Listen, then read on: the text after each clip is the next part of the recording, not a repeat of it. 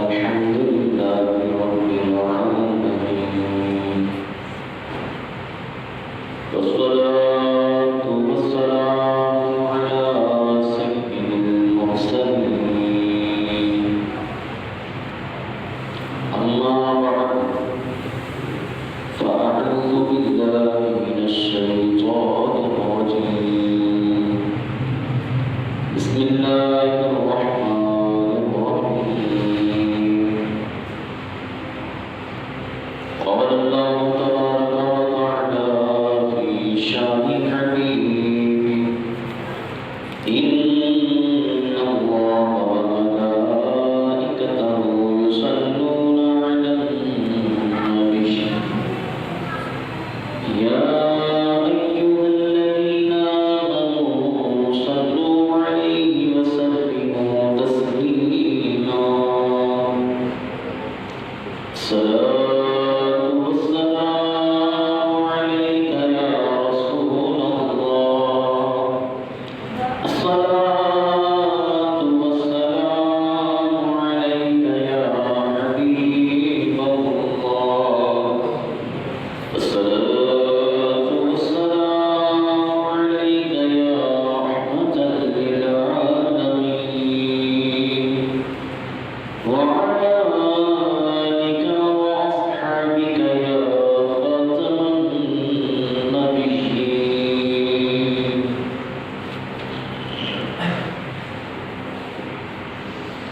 نبی کریم رؤوف رحیم صلی اللہ علیہ وسلم پر درود و سلام پڑھنے کی بے شمار فضیلتیں اور برکتیں اکثر ہم سنتے رہتے ہیں۔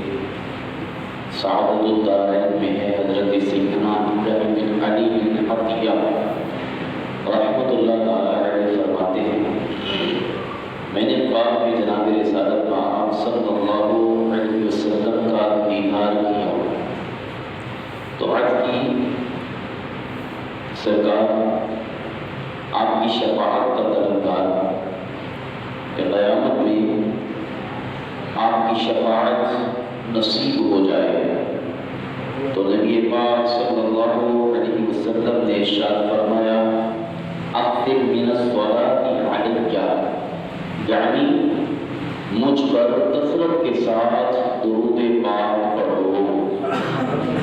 اگر میری شفاعت چاہتے ہو تو دنیا کے اندر رہتے ہوئے کثرت کے ساتھ مجھ پہ درود پڑھو۔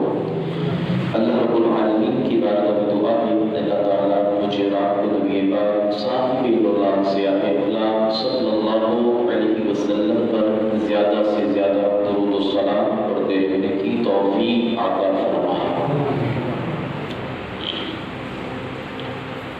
رات کا پچھلا پہر تھا، سارے کا سارا مدینہ نور میں ڈوبا ہوا تھا۔ اہل مدینہ رحمت کی چادر اوڑھے ماہوی خواب تھے۔ اتنے میں مؤذن رسول اللہ حضرت سیدنا بلال حبشی رضی اللہ تعالی عنہ کی پرطیب صدا مدینہ منورہ تعالی اللہ و شرفہ و تعظیمہ کی گلیوں میں گونج اٹھی۔ آج نماز فجر کے بعد مجاہدین کی فوج ایک عظیم مہم پر روانہ ہو رہی ہے۔ مدینہ منورہ زادہ اللہ و شرفم و تعظیمہ کی مقدس بیویاں اپنے شہزادوں کو جنت کا دلہا بنا کر فوراً دربار رسالت معاف میں حاضر ہو جائیں۔ ایک بیوہ خاتون رضی اللہ تعالی عنہ اپنے 6 سالہ یتیم شہزادے کو پہلو میں لٹائے سو رہی تھی۔ حضرت سیدنا بلال حبشی رضی اللہ تعالی عنہ کا اعلان سن کر چونک پڑے، دل کا زخم بھرا ہو گیا۔ یتیم بچے کے والد گرامی گزشتہ برس غزوہ بدر میں شہید ہو چکے تھے۔ ایک بار پھر شجر اسلام کی آبیاری کے لیے خون کی ضرورت درپیش تھی، مگر ان کے پاس 6 سالہ مدنی منع کے علاوہ اور کوئی نہ تھا۔ سینے میں تھما ہوا طوفان آنکھوں کے ذریعے امنڈ آیا۔ آبوں سسکیوں کی آواز سے مدنی منع کی آنکھ کھل گئی۔ ماں کو روتا دیکھ کر بے قرار ہو کر کہنے لگا، ماں کیوں روتی ہو؟ ماں مدنی منع کو اپنے دل کا درد کیسے سمجھاتی؟ اس کے رونے کی آواز مزید تیز ہو گئی۔ ماں کی گریہ گزاری کے تاثر سے مدنی منع بھی رونے لگا۔ ماں نے مدنی منع کو بہلانا شروع کیا، مگر وہ ماں کا درد جاننے میں بازدید تھا۔ آخر کار ماں نے اپنے جذبات پر بکوشش تمام قابو پاتے ہوئے کہا، بیٹا ابھی ابھی حضرت بلال حبشی رضی اللہ عنہ نے اعلان کیا ہے، مجاہدین کی فوج میدان جنگ کی طرف روانہ ہو رہی ہے۔ آقا نامدار صلی اللہ علیہ وسلم نے اپنے جان نثار کو طلب کیا ہے۔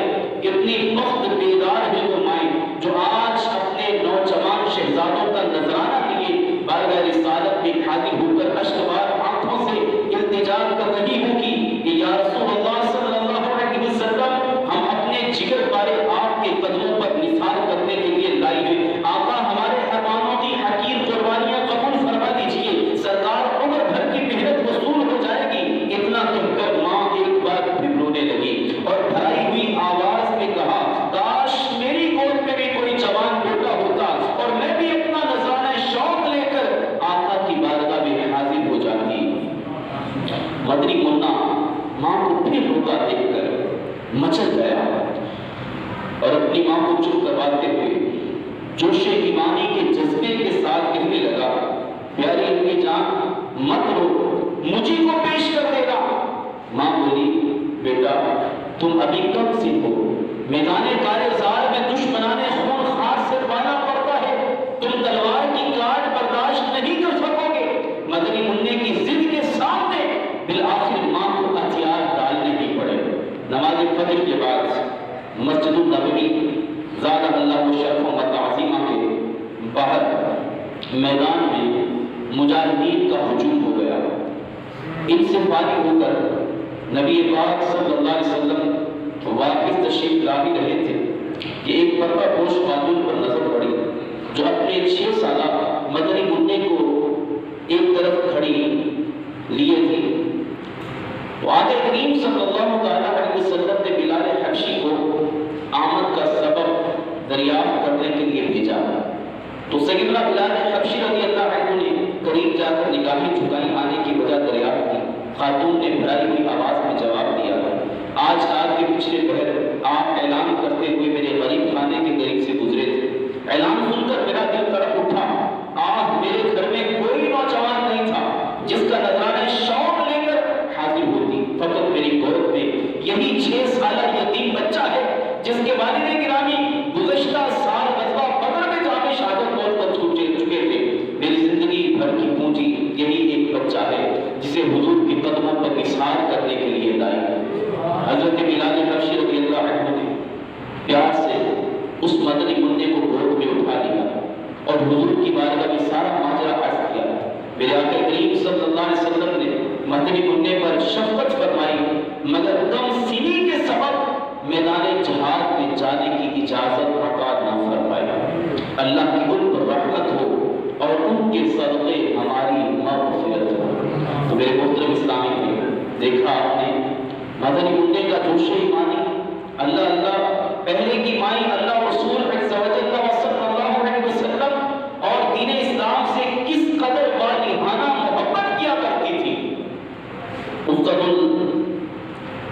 الغمرہ میں جلد 7 صفحہ نمبر 100 پر جنگ قادسیہ جو امیر المؤمنین حضرت عمر فاروق اعظم رضی اللہ عنہ کے دور خلافت میں لڑی گئی تھی۔ حضرت سیدتنا خنسہ رضی اللہ تعالی عنہ یہ بھی اس میں شامل ہوئی اور ان کے 4 شہزادوں نے اس میں شرکت کی۔ آپ نے جنگ سے 1 دن قبل اپنے شہزادوں کو اس طرح نصیحت فرمائی تھی، میرے پیارے بیٹوں، تم اپنی خوشی سے مسلمان ہوئے اور اپنی ہی خوشی سے تم نے ہجرت کی، اس ذات کی قسم جس کے سوا کوئی معبود نہیں، تم ایک ہی ماں باپ کی اولاد ہو، میں نے تمہارے نسب کو خراب نہیں کیا۔ تمہیں معلوم ہے کہ اللہ عز و جل نے کفار سے مقابلہ کرنے میں مجاہدین کے لیے ایک عظیم سامان رکھا ہے۔ یاد رکھو، آخرت کی باقی رہنے والی زندگی دنیا کی فنا ہونے والی زندگی سے بدرجہ بہتر ہے۔ سنو قرآن پاک میں اللہ تبارک و تعالیٰ پارہ 4 سورہ آل عمران کی آیت نمبر 200 میں ارشاد فرماتا ہے، اے ایمان والو صبر کرو اور صبر میں دشمنوں سے آگے رہو اور سرحد پر اسلامی ملک کی نگہبانی کرو اور اللہ سے ڈرتے رہو، اس امید پر کہ کامیاب ہو۔ صبح کو بڑی ہوشیاری کے ساتھ جنگ میں شرکت کرو اور دشمنوں کے مقابلے میں اللہ سے مدد طلب کرتے رہو اور آگے بڑھتے رہو۔ جب تم دیکھو کہ لڑائی زور پر آ گئی اور اس کے شعلے بھڑکنے لگے ہیں تو اس شعلہ زن آگ میں کود جانا، کافروں کے سردار کا مقابلہ کرنا، انشاءاللہ العزیز عزت و اکرام کے ساتھ جنت میں رہو گے۔ چنانچہ جنگ میں حضرت سیدتنا خنسہ رضی اللہ تعالی عنہ کے 4 شہزادوں نے بڑھ چڑھ کر کفار کا مقابلہ کیا اور ایک کے بعد دیگرے جام شہادت نوش کر گئے۔ جب ان کی والدہ محترمہ رضی اللہ تعالی عنہ کو ان کی شہادت کی خبر پہنچی تو انہوں نے بجائے واویلا مچانے کے کہا، اس پیارے رب کا شکر ہے جس نے مجھے 4 شہید بیٹوں کی ماں بننے کا شرف عطا فرمایا، اور مجھے اللہ کی رحمت سے امید ہے کہ میں کل روز قیامت ان 4 شہزادوں کے ساتھ اپنے بیٹوں کے ساتھ جنت میں رہوں گی۔ غلامان محمد جان دینے سے نہیں ڈرتے، غلامان محمد جان دینے سے نہیں ڈرتے، یہ سر کٹ جائے یا رہ جائے پرواہ نہیں کرتے۔ آخر وہ کون سا جذبہ تھا جس نے ہر مرد و عورت بلکہ بچے کو اسلام کا شرعی بنا رکھا تھا، قرآن کا دیوانہ بنا رکھا تھا؟ وہ کامل ایمان مومن تھے، وہ جوش ایمانی کے جذبے سے سرشار تھے، اور آج کا مسلمان اکثر کمزوری ایمان کا شکار ہے۔ ان کے پیش نظر ہر دم اللہ رسول عز و جل صلی اللہ علیہ وسلم کی رضا ہوا کرتی تھی، مگر ہائے افسوس آج کے مسلمان کی اکثریت کی اب اس طرف کوئی توجہ نہیں، اور وہ اللہ عز و جل اور اس کے پیارے حبیب صلی اللہ علیہ وسلم کی محبت سے سرشار تھے، اور بائے بدنصیب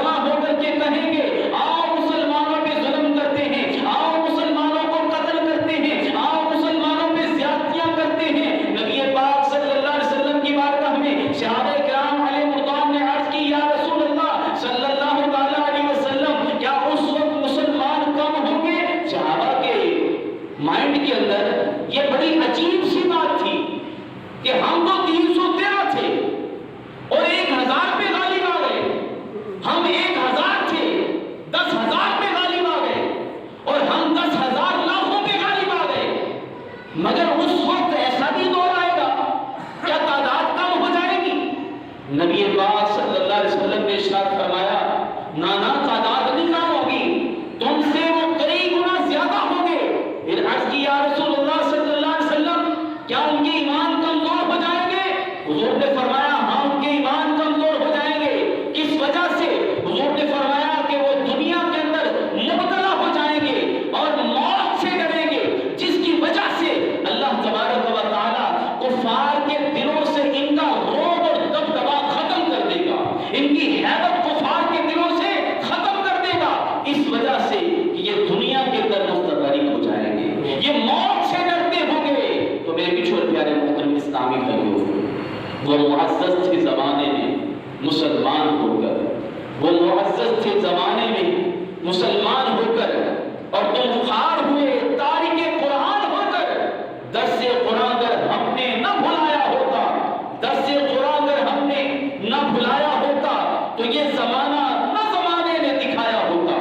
تو میرے محترم اسلامی بھائیوں، وہ چھوٹے چھوٹے بچے بھی جہاد کے لیے تیار تھے، دین اسلام کے لیے کٹ مرنے کے لیے تیار تھے، مگر وائے بد نصیبی آج کیا ہوا؟ آج جبکہ ہر جگہ پہ مسلمانوں پہ ظلم ہو رہا ہے، مسلمانوں کو زد و کوب کیا جا رہا ہے، مسلمانوں کے بچوں کو ذبح کیا جا رہا ہے، مسلمانوں کی ماں اور بہنوں کے ساتھ زیادتیاں کی جا رہی ہیں، آج کیا ہوا ہے؟ آج نبی پاک صلی اللہ علیہ وسلم نے جو ارشاد فرمایا 1400 سال پہلے، آج وہی ہوا کہ ہم دنیا کے اندر مستقرب ہو گئے، ہم موت سے ڈرنے لگے، جبکہ نبی پاک صاحب معراج صلی اللہ علیہ وسلم نے مجاہدین کے لیے، شہیدوں کے لیے بہت زیادہ اجر و ثواب کی نوید سنائی ہے، مگر اس کے باوجود جہاد ختم ہو گیا، جبکہ قرآن و حدیث کے مطابق جہاد قیامت تک جاری رہے گا، اور اس کے مختلف مواقعوں پر فرض ہونے کا حکم ہے کہ جہاد کس وقت فرض ہو جائے گا، مگر اس کی وجہ ایک ہی ہے کہ نبی پاک صلی اللہ علیہ وسلم نے غیب کی خبر دیتے ہوئے ارشاد فرمایا، ایک ایک کر کے اسلام کے کڑے ٹوٹیں گے، اسلام کے جو کڑے ہیں ایک ایک کر کے ٹوٹیں گے، کافر اس پہ حملہ کریں گے اور ایک ایک کر کے اسلام کے کڑوں کو توڑیں گے، مگر تم ایک کڑے پہ مضبوطی سے کاربند ہو جاؤ، سارے ایک کڑے پہ اکٹھے ہو جاؤ اور اس کڑے کو نہ ٹوٹنے دو، اگر وہ کڑا ٹوٹ گیا تو پھر سارے کڑے ٹوٹ جائیں گے۔ نماز یہ بھی اسلام کا کڑا ہے، زکوٰۃ اسلام کا کڑا ہے، حج اسلام کا کڑا ہے۔ نبی پاک صلی اللہ علیہ وسلم نے ارشاد فرمایا کہ ان کڑوں کو اگر مضبوط رکھنا چاہتے ہو تو ایک کڑے پہ اکٹھے ہو جاؤ۔ وہ کڑا کیا ہے؟ وہ نظام مصطفیٰ ہے۔ وہ کڑا کیا ہے؟ وہ نظام اسلام ہے، جو میں تم کو نظام دے کر جا رہا ہوں، جو میں تم کو اقتدار دے کر جا رہا ہوں، اس پہ اکٹھے ہو جاؤ۔ جب دین اسلام پہ اکٹھے ہو جاؤ گے، نظام قائم رہے گا، ملکی نظام مصطفیٰ ہو جائے گا، تو پھر تمہیں کوئی بھی کاٹ نہیں سکے گا، پھر کوئی بھی کڑا ٹوٹ نہیں جائے گا، اس کڑے پہ اکٹھے ہو جاؤ۔ آج دیکھیے نبی پاک صلی اللہ علیہ وسلم نے جو 1400 سال پہلے بیان فرما دیا کہ اس کڑے کو مضبوطی سے تھام لو، اگر اس کڑے کو تم نے تھام لیا تو سارے کڑے مضبوط ہو جائیں گے، نماز والا کڑا بھی مضبوط ہو جائے گا، حج والا کڑا بھی مضبوط ہو جائے گا، اور زکوٰۃ والا کڑا بھی مضبوط ہو جائے گا، روزے والا کڑا بھی مضبوط ہو جائے گا۔ اگر اس کڑے کو تھام لو گے، اس کڑے کو نہ ٹوٹنے دو تو سارے نظام ٹھیک رہیں گے۔ اگر یہ کڑا ٹوٹ گیا، نظام مصطفیٰ والا کڑا، اگر ملک کے اندر نظام مصطفیٰ ختم ہو گیا، خلافت ختم ہو گئی، نظام اسلام ختم ہو گیا، تو پھر تمہاری نمازوں میں بھی حملہ ہوگا، نماز والا بھی کڑا ٹوٹ جائے گا، روزے والا بھی کڑا ٹوٹ جائے گا، حج والا بھی کڑا ٹوٹ جائے گا، زکوٰۃ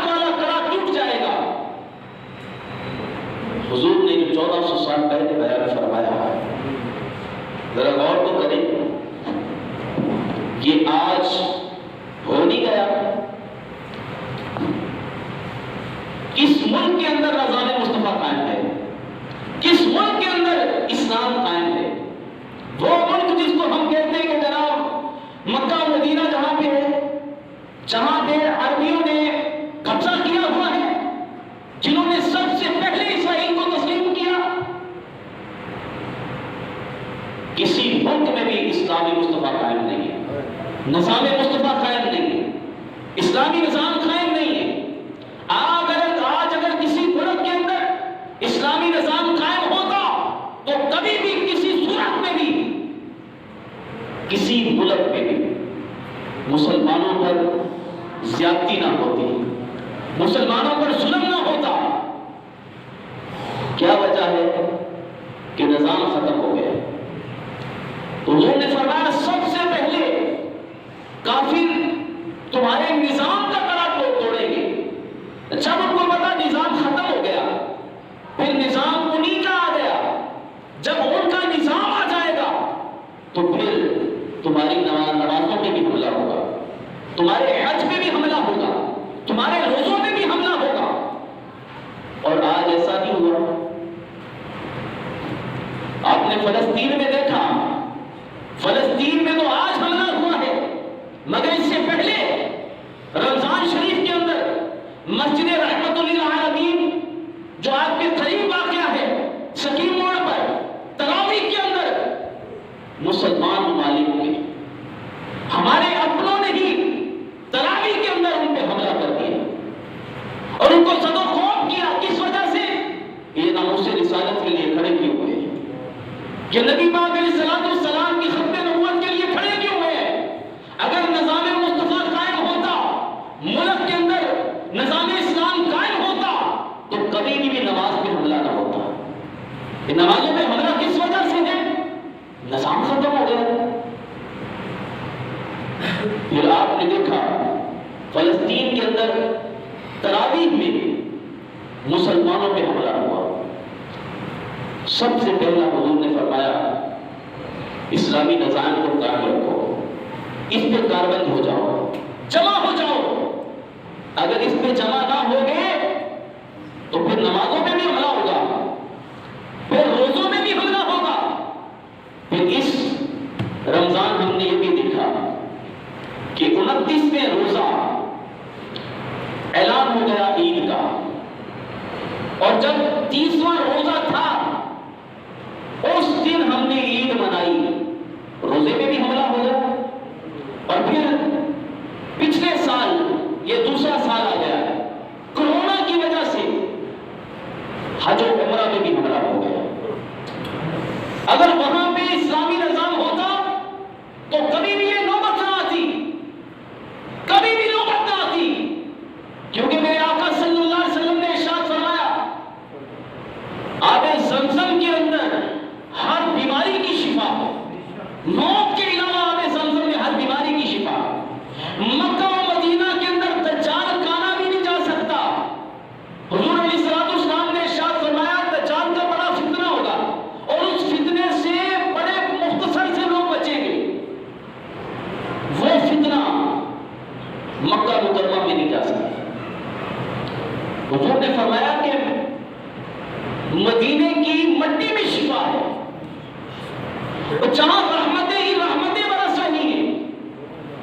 دجال 40 دن کے اندر پوری دنیا گھومے گا، پوری دنیا اس نے گھومنی ہے 40 دن میں، مگر نہ وہ مکے میں جا سکتا ہوگا نہ مدینے میں جا سکتا ہوگا۔ حضور نے فرمایا مکہ و مدینہ میں پہرا لگا دیا جائے گا، فرشتے کھڑے ہوں گے، اور جب وہ مدینے میں داخل ہونے لگے گا تو فرشتے اس کو بھگا دیں گے، مکے میں داخل ہونے لگے گا فرشتے بھگا دیں گے۔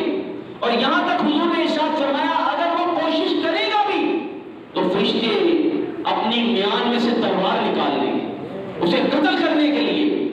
تو یہ اللہ تبارک و تعالیٰ کا نظام ہے، رب تبارک و تعالیٰ کا نظام ہے، مگر کیا ہے کہ اسلامی نظام ختم کر دیا، اسلامی وہاں پر چونکہ مکہ معظمہ ہے، مدینہ منورہ ہے، اور وہاں پر تو رحمتیں ہی رحمتیں برستی ہیں.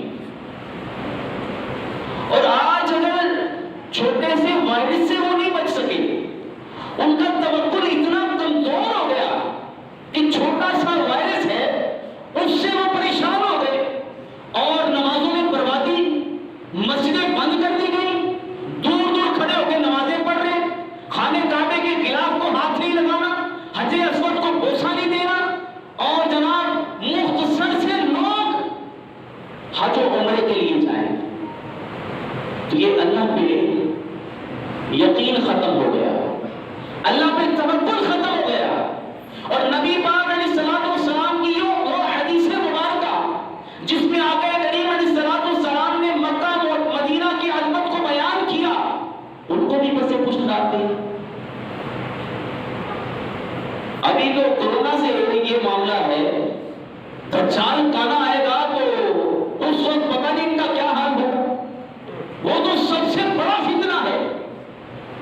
اس کو ایک بار میں نے بیان کیا تھا، ان قریب انشاءاللہ قیامت کی نشانیوں میں اس کو میں واضح طور پہ بیان کروں گا کہ وہ کتنا بڑا فتنہ ہے. تو آقا کریم صلی اللہ علیہ وسلم نے یہ 1400 سال پہلے بیان فرما دیا کہ پہلے کڑے کو مضبوطی سے پکڑ لو، سارے اس کڑے پہ اکٹھے ہو جاؤ. وہ کڑا کیا ہے؟ وہ نظام مصطفیٰ ہے. وہ کڑا کیا ہے؟ وہ نظام اسلام ہے. جو میں نے تمہیں نظام دیا ہے اس نظام پہ اکٹھے ہو جاؤ. اور پھر جب قرب قیامت ہوگا تو یہ نظام قائم ہوگا. خلافت کا نظام جب مضبوط ہو جائے گا تو پھر خراسان سے، پاکستان سے فوجیں نکلیں گی، مشرق کی طرف اور مغرب کی طرف. جب یہ نظام مصطفیٰ اسلام کا نظام مضبوط ہو جائے گا تو پھر یہ فوجیں نکلیں گی. جو سیلاب مغرب کی طرف سے آ رہا ہے اور جو مشرق کی طرف سے آ رہا ہے، حضور علیہ الصلوۃ والسلام نے غزوہ ہند کا ذکر فرمایا. غزوہ ہند بھی ہونا ہے، اور یہ غزوہ ہند تو صحابہ کے دور سے شروع ہو چکا ہے، مگر پھر ایک وقت ایسا آئے گا قرب قیامت، پھر یہاں سے جو فوجیں نکلیں گی، پھر اس وقت غزوہ ہند جب ہوگا اور اللہ تبارک و تعالی ان کو فتح نصیب فرمائے گا. اور پھر اس طرف آج جو بیت المقدس پہ قبضہ کرنے کا ذہن بنا کے بیٹھے، آج جو بیت المقدس کو معاذ اللہ شہید کرنے کا ذہن بنا کے بیٹھے، مسجد اقصی کو شہید کرنے کا ذہن بنا کے بیٹھے، وہ یہودی جن کا یہ ذہن ہے کہ ہم اس کو شہید کر کے ہیکل سلیمانی تعمیر کریں اور اس دیوار کو تعمیر کریں جس دیوار کے سامنے کھڑے ہو کر کے یہ عبادت کیا کرتے تھے، یہ بڑی دیر سے ختم ہو چکی، مگر یہ چاہتے ہیں کہ ہم مسجد اقصی کو ختم کر کے معاذ اللہ یہاں پر جو ہے وہ ہیکل سلیمانی کو تعمیر کریں، اس دیوار کو تعمیر کریں. مگر یہ ان کی سوچ ہے، یہ ان کی سوچ ہے. پوری کوشش کریں گے اور کر بھی رہے ہیں. فلسطینیوں پر ظلم و زیادتیاں آج سے نہیں ہیں، جب سے ہم نے ہوش سنبھالا ہے تب سے یہ معاملہ چلتے آ رہے ہیں. مگر ان کا یہ پلان مکمل نہیں ہوگا، کیونکہ اللہ رب العالمین قرآن میں ارشاد فرماتا ہے انہوں نے اللہ کے ساتھ مکر کیا اور اللہ نے اس کی خفیہ تدبیر فرمائی. بے شک اللہ بہترین خفیہ تدبیر فرمانے والا ہے. تو اللہ رب العالمین قرآن پاک میں جا بجا جہاد کا حکم فرماتا ہے، جا بجا جہاد کا حکم فرماتا ہے. اور اس کی بہت ساری آیات مبارکہ سورہ بقرہ کے اندر، سورہ توبہ، سورہ حج، سورہ محمد اور سورہ مائدہ. اس کے علاوہ بھی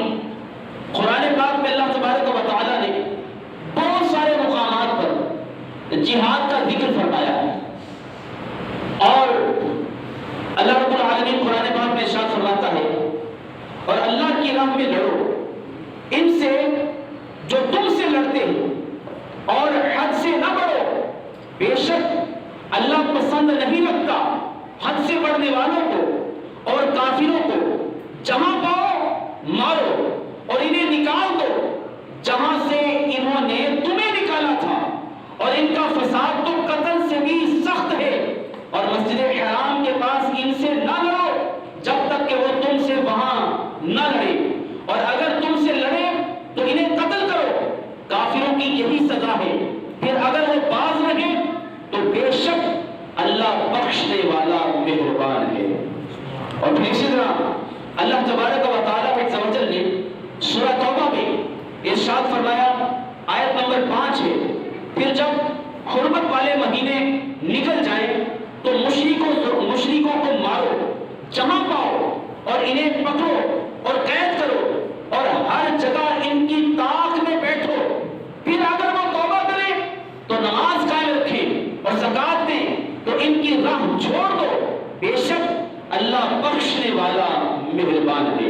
اسی طرح اللہ تبارک و تعالیٰ نے دوسرے مقام پہ سورہ توبہ میں ارشاد فرمایا، لڑو ان سے جو ایمان نہیں لاتے اللہ پر اور قیامت پر، اور حرام نہیں مانتے اس چیز کو جس کو حرام کیا اللہ اور اس کے رسول نے، اور سچے دین کے تابع نہیں ہوتے، یعنی وہ جو کتاب دیے گئے جب تک اپنے ہاتھ سے جزیہ نہ دے ذلیل ہو کر۔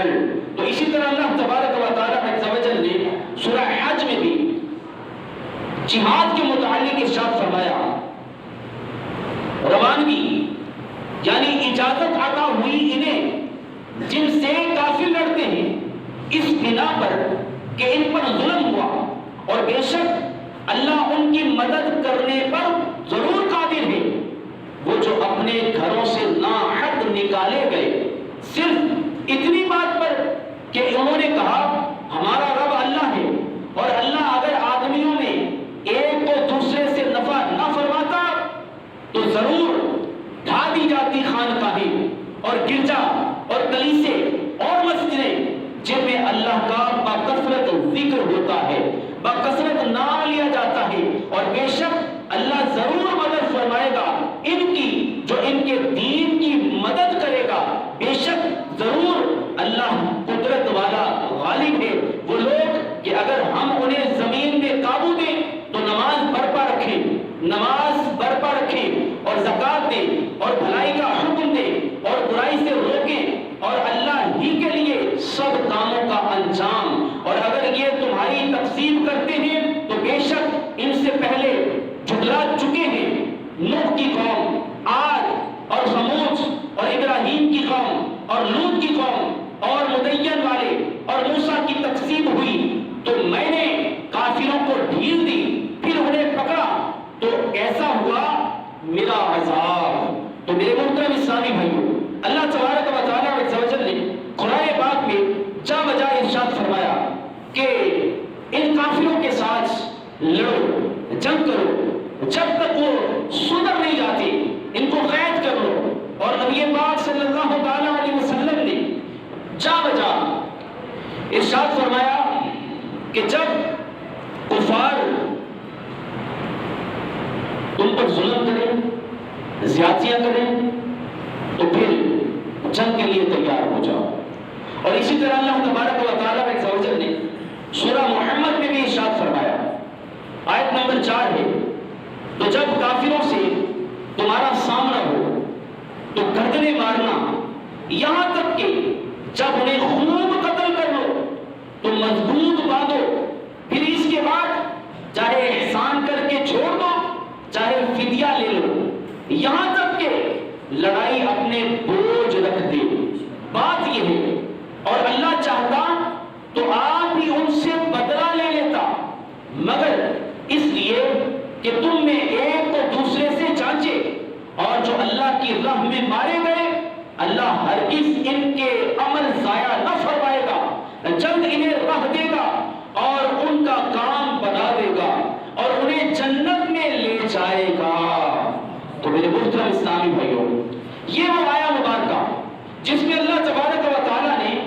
ارشاد فرمایا کہ کافروں سے جہاد کرو، کافروں سے لڑو۔ نبی پاک صلی اللہ علیہ وسلم کا انداز ہوا کرتا تھا کہ کافروں کو پہلے سمجھاتے، اگر وہ نہ سمجھتے تو پھر ان سے جہاد کیا جاتا۔ مگر آج پوری دنیا میں جہاد ختم ہو چکا ہے، جبکہ جہاد قیامت تک قائم رہنا تھا، قیامت تک جاری رہنا ہے۔ یہ نبی پاک علیہ السلام کا فرمان ہے، جہاد قیامت تک جاری رہے گا۔ اور حضور علیہ السلام نے ارشاد فرمایا کہ جس کے دل کے اندر شہادت کا جذبہ نہیں ہے کہ اے کاش میں اللہ کی راہ میں شہید ہو جاؤں، جس کے دل میں شہادت کا جذبہ نہیں ہے وہ منافقت کی موت مرے گا، وہ منافق ہو کے مرے گا۔ تو ہر دل کے اندر شہادت کا جذبہ ہونا چاہیے، دین اسلام کے لیے، اللہ رسول کے لیے مر مٹنے کا جذبہ ہونا چاہیے۔ مگر وہ لوگ جب ہندوستان پہ حکومت کر کے گئے، انہوں نے ایسے ملاؤں کو خریدا جنہوں نے جہاد کی نفی کی اور کہا جہاد تو حرام ہو چکا ہے، اب تو جہاد کی ضرورت ہی نہیں ہے۔ جب سے جہاد رک گیا ہے تب سے مسلمانوں پہ ظلم ہونا شروع ہو گیا۔ آپ نے دیکھا ہوگا چند سال پہلے برما کے ساتھ کیا ہوا، شام کے ساتھ، ایران کے ساتھ، عراق کے ساتھ، اور پھر کشمیر کے ساتھ کیا ہو رہا ہے، اب فلسطین کے ساتھ کیا ہو رہا ہے، کون نہیں دیکھ رہا، کس کو معلوم نہیں ہے۔ اسرائیل ناجائز حکومت ہے اور انہوں نے قبضہ کیا ہوا ہے، یہ اسرائیل ہے اور باقی سائڈوں میں سارے مسلمان ممالک ہیں۔ مگر بات وہی عیاشیوں کے اندر مبتلا ہو گئے، کھوکھلے ہو گئے، ایمان سے خالی ہو گئے، جس کے بارے میں نبی پاک علیہ السلام نے ارشاد فرمایا تھا کہ سارے کفار جمع ہو کے مسلمانوں پہ ظلم کریں گے۔ آج کی یا رسول اللہ صلی اللہ علیہ وسلم، کیا ان کی تعداد کم ہو جائے گی؟ کیوں ظلم ہوگا ان پہ؟ تو حضور نے ارشاد فرمایا تعداد میں تم سے زیادہ ہوگی، بڑی تعداد ہوگی، مگر وہ ایمان میں کمزور ہو جائیں گے۔ یا رسول اللہ ایمان میں کیسے کمزور ہو جائیں گے؟ حضور نے فرمایا وہ دنیا کی رنگرلیوں میں مبتلا ہو جائیں گے، وہ دین سے دور ہو جائیں گے، وہ موت سے ڈریں گے، جس کی وجہ سے اللہ تبارک و تعالیٰ کفار کے دلوں میں سے ان کا رعب نکال دے گا، ان کا دبدبا نکال دے گا، ان کی ہیبت کو ختم کر دے گا۔ آج مسلمان ممالک تو ہیں مگر وہ اپنی عیاشیوں کے اندر مبتلا ہے۔ وہ قرآن پاک کی آیت مبارکہ جس کے بارے میں اللہ رب العالمین نے ارشاد فرمایا تمہیں کیا ہوا، تم اللہ کے لیے لڑتے کیوں نہیں ہو، کیا ہوا تمہیں، اب لڑتے کیوں نہیں ہو، اور پھر تم نہ لڑو۔ اللہ رب العالمین نے سورہ مائدہ میں ارشاد فرما دیا ہے تم نہ لڑو۔ اللہ کیا فرماتا ہے، اے ایمان والو تم میں جو کوئی اپنے دین سے پھرے گا تو عن قریب اللہ ایسے لوگ لائے گا کہ وہ اللہ کے پیارے اور اللہ ان کا پیارا ہوگا، مسلمانوں پر نرم اور کافر پر سخت اللہ کی راہ میں لڑیں گے، اور کسی ملامت کرنے والے کی ملامت کا اندیشہ نہیں کریں گے۔ یہ اللہ کا فضل ہے، جسے چاہے دے دے، اور اللہ وسعت والا ہے، علم والا ہے۔ تمہارے دوست نہیں مگر اللہ اور اس کا رسول اور ایمان والے کہ نماز قائم کرتے ہیں اور زکوٰۃ دیتے ہیں اور اللہ کے حضور جھکے ہوتے ہیں، اور جو اللہ اور اس کے رسول اور مسلمانوں کو اپنا دوست بنائے تو بے شک اللہ ہی کا گروہ غالب ہے۔ اے ایمان والو جنہوں نے تمہارے دین کو ہنسی مذاق کھیل بنا دیا ہے، وہ جو تم سے پہلے کتاب دیے گئے اور کافر، ان میں کسی کو اپنا دوست نہ بناؤ اور اللہ سے ڈرتے رہو اگر ایمان رکھتے ہو۔ تو اللہ رب العالمین نے سورہ مائدہ میں صاف اعلان فرما دیا تم نہیں لڑتے تو نہ لڑو، میں کوئی اور قوم لے آؤں گا، کسی اور کو یہ سعادت دے دوں گا، تم نہیں لڑتے تو نہ لڑو۔ اللہ تبارک و تعالیٰ یہ کسی اور کو سعادت عطا فرما دے گا۔ اللہ تو وسعت والا ہے، اللہ تو علم والا ہے، بے شک وہ ہر چیز پہ قادر ہے. اگر تمہیں یہ سعادت میسر نہیں ہے تو نہ لو، مگر کل قیامت والے دن اس کا جواب دینا ہوگا.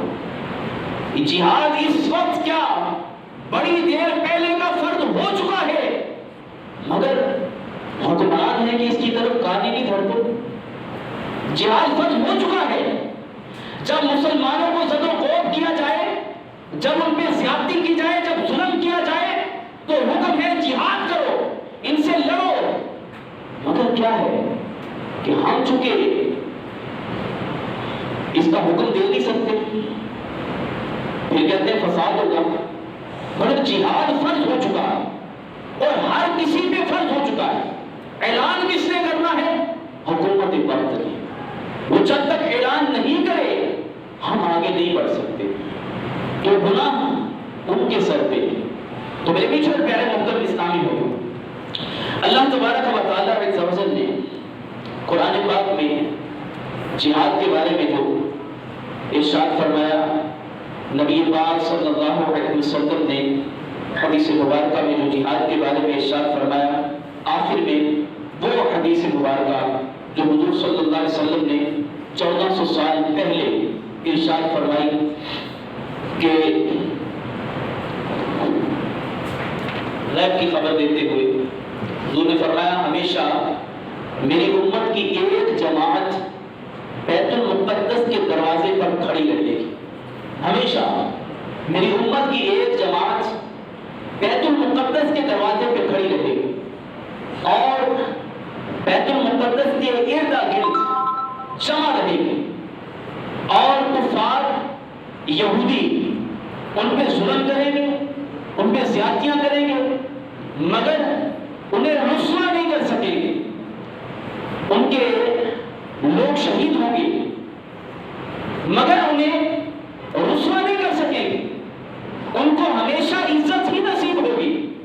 اور نبی پاک صلی اللہ تعالیٰ علیہ وسلم نے ارشاد فرمایا کہ ان پہ ظلم ہوگا، زیادتیاں ہوں گی، شہادتیں ہوں گی، مگر وہ بیت المقدس کا دروازہ نہیں چھوڑیں گے. ان کو پتہ بھی ہوگا کہ ہمارے ساتھ کھڑا ہونے والا کوئی نہیں ہے. آج حماس کے علاوہ فلسطینیوں کے ساتھ کھڑے ہونے والا کوئی بھی نہیں ہے. صرف اعلان ہو رہا ہے ہم تمہارے ساتھ ہیں، ہم تمہارے ساتھ ہیں. اے کشمیریوں ہم تمہارے ساتھ ہیں، اے برما والوں ہم تمہارے ساتھ ہیں، اے شام والوں ہم تمہارے ساتھ ہیں، اے فلسطین والوں ہم تمہارے ساتھ ہیں. اس سے کیا ہو گیا؟ کیا ظلم ہو گیا؟ کیا انہوں نے قتل و غارت گری ختم کر دی؟ ساتھ ہونے سے، ساتھ الفاظ بولنے سے کیا ہوگا؟ احتجاج ہم کریں، جو مظلوم ہیں، جو نہتے ہیں، ہم احتجاج کریں. جن کے پاس کچھ بھی نہیں ہے حکومتیں احتجاج کریں، یہ کیسی لاجک ہے؟ یہ کیسی ڈرامے بازی ہے؟ حکومت احتجاج کر رہی جناب، سڑکوں پہ نکل کے کھڑے ہو گئے، یہ کیسا احتجاج ہے؟ اور تمہارے پاس اقتدار ہے، تمہارے پاس اس وقت ہر قسم کی آئٹم موجود ہے، تم سب کچھ کر سکتے ہو. تمہارا احتجاج کرنا نہیں بنتا، تمہارا جہاد کا، جنگ کا اعلان کرنا بنتا ہے. تو وجہ وہی ہے کہ جب سے ہم نے جہاد کا نام چھوڑ دیا تب سے ہم پہ ظلم و زیادتیاں ہو رہی. حضور نے ارشاد فرمایا کہ یہ بیت المقدس کا دروازہ نہیں چھوڑیں گے، یہ اس کی حفاظت کرتے رہیں گے. آج کوئی بھی ان کے ساتھ نہیں ہے، مگر انہوں نے یہودیوں کے ساتھ ہاتھ نہیں ملایا، ان کے ساتھ مذاکرات نہیں کیے. ان کو پتا ہے بیت المقدس ہمارا ہے، مسلمانوں کا ہے، وہ بیت المقدس ہے، وہ حق پر ہے. اور نبی پاک صلی اللہ تعالیٰ علیہ وسلم کی بارگاہ میں عرض کی یا رسول اللہ وہ کب تک کھڑے رہیں گے، کب تک یہودیوں کے ساتھ، کفار کے ساتھ لڑتے رہیں گے؟ حضور نے ارشاد فرمایا قیامت قائم ہو گئی، وہ دروازہ نہیں چھوڑے گی. قیامت قائم ہو جائے گی مگر وہ لڑتے رہیں گے، شہادتیں پاتے رہیں گے، مگر وہ قبضہ نہیں چھوڑے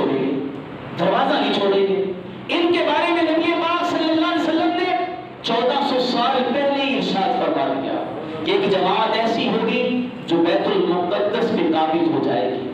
وہ مسلمانوں کی جماعت فلسطینیوں کی جماعت ہوگی جو بیت المقدس کا دروازہ نہیں چھوڑے گی.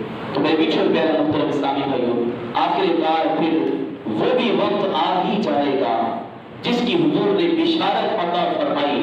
وہ بھی وقت عنقریب آنے والا ہے جس کے بارے میں حضور نے ارشاد فرمایا کہ اتنی دیر تک قیامت قائم نہیں ہوگی جتنی دیر تک مسلمان یہودیوں کو قتل نہیں کر دیں گے. جتنی دیر تک مسلمان یہودیوں کو قتل نہیں کر لیں گے اتنی دیر تک قیامت قائم نہیں ہوگی. اور پھر کیسے قتل کریں گے؟ حضور نے فرمایا انہیں خوب قتل کریں گے، خوب قتل کریں گے. اور پھر یہ اپنی موت کے ڈر سے بھاگیں گے، کسی پتھر کے پیچھے چھپ جائیں گے، کسی درخت کے پیچھے چھپ جائیں گے. وہ پتھر کہے گا اے اللہ کے بندے میرے پیچھے یہودی چھپا، اسے آپ ہی قتل کر دے. درخت کہے گا اے اللہ کے بندے میرے پیچھے یہودی چھپا، اسے قتل کر دے. آخر کار دنیا سے یہودی ختم ہو جائیں گے. تو میرے پیچھے پیارے محترم اسلامی بھائیوں، یہ وقت لگے گا مگر اللہ تبارک و تعالی نے اپنی خفیہ تدبیر بھی رکھی ہے. اللہ رب العالمین اگر ہم آج کچھ نہیں کر سکے یا کچھ نہیں کر سکتے، 56 ممالک کے قریب اگر کچھ بھی نہیں کر سکتے تو اللہ رب العالمین اپنی غیب سے مدد فرمائے گا. یہ کیونکہ حضور کی حدیثیں، یہ قرآن کا فیصلہ ہے کہ پوری دنیا میں اسلام نے نافذ ہونا ہی ہونا. حضور کی بعثت کا مطلب یہی ہے پوری دنیا کے اندر اسلام نے نافذ ہونا ہے. ہر کونے کونے کے اندر اسلام کے جھنڈے نے لہرانا ہے. یہ طے شدہ بات ہے، یہ ہو کے ہی رہنا ہے. اور یہ آج کل پرسوں جب بھی ہونا ہو کے ہی رہنا ہے. تو اللہ رب العالمین کی بارگاہ میں دعا ہے کہ اللہ تبارک و تعالی اگر جہاد کا اعلان ہوتا ہے تو ہم سب کو اس میں حصہ لینے کی توفیق عطا فرمائے. جس انداز سے بھی ہوتا ہے کہ جہاد کا شوق رکھنا چاہیے، شہادت کا شوق رکھنا چاہیے. صلاح الدین ایوبی جب موت کا وقت قریب آیا تو آپ نے یہ شکوہ کیا، اللہ کی بارگاہ میں عرض کی مولا وہ تلوار کیوں نہیں پیدا کی، وہ تلوار کیوں نہیں بنائی جو صلاح الدین ایوبی کے سینے میں اتر جاتی اور میں بھی شہادت کا جام منصب کر لیتا. اور پھر دوسری یہ عرض کیا کہ مالک کو مولا صلاح الدین ایوبی نے حج نہیں کیا اور حضور کے روزے پہ حاضری نہیں دی، یہ تمنا میری رہ گئی. 2 تمنا ان کی باقی رہ گئی، ایک شہادت کی اور دوسری جو ہے وہ حضور کے روزہ انور کی حاضری کی. تو میرے پیچھے پیارے محترم اسلامی بھائیوں، شہادت کی تمنا ہر کسی کو کرنی چاہیے. حضرت عمر فاروق اعظم رضی اللہ عنہ دعا کیا کرتے تھے کہ اللہ تبارک و تعالی مجھے شہادت کی موت عطا فرمائے اور مدینہ الرسول میں عطا فرمائے. اور پھر ان کی دعا بھی قبول ہوئی اور مسجد نبوی شریف کے اندر ان کی